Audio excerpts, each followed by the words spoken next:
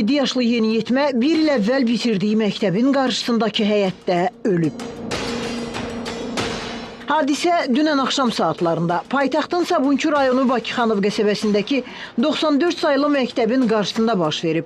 17 yaşlı Eşki Məhəvoğlu Rüstəmov yaxın dostlarının əhatəsində dünyasını dəyişib. 94 sayılı məktəbin qarşısındayıq. Sabunçu rayonu Bakıxanov qəsəbəsi. Ötən gün axşam saatlarında adı çəkilən məktəbin məzunu bax elə dayandığımız bu yerdə dostları ilə oturub və baş ağrısından şikayət edib. Təxminən bir neçə dəqiqədən sonra isə Eşki Rüstəmovun infarktdan dünyasını dəyişdiyi bildirilir.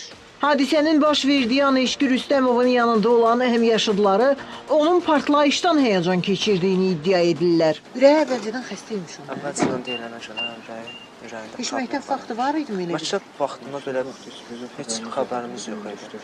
Yaxşı, dünən axşam burada nə ola bilər? Nədən qorxa bilər? Deyilənə görə bağça tərəfdə bunun yanında bir dənə partlayan atıblar. Ürəyi də diksinib, ambulans gəlib, iynə vurub. Biz deməli oturmuşduq hamımız bağçada, 5 nəfər idik. Sonra onun ürəyində uşaqlıqdan problem var, həmişə elə tez-tez olurdu da, yəni ürək zadı tuturdu. Yenə elə oldu, dedik düzələcəkdi. Həmişə verdiyimiz dərmandan getdik, aldıq, karvalov aldıq, verdik. Düzəldi, üzün zadını yuduq, düzəldi, yaxşı oldu. Biraz keçəndən sonra təzədən ürəyi tutdu. Ondan sonra skoru çağırdıq. Skoru çağırandan sonra huşu zadı getdi, dərman verdilər, iynə vurdular. Dedilər ayılacaq. Birinci skoru elə buraxdı, onu mənim üstümə getdi. Fidan Hüseynova iddia edir ki, təcili tibbi yardım ilkin yardım göstərib getdikdən sonra Eşki Rüstəmovun səhhəti yenidən pisləşib. İkinci skoru gələndə şey elədilər, çox pisləşmişdi.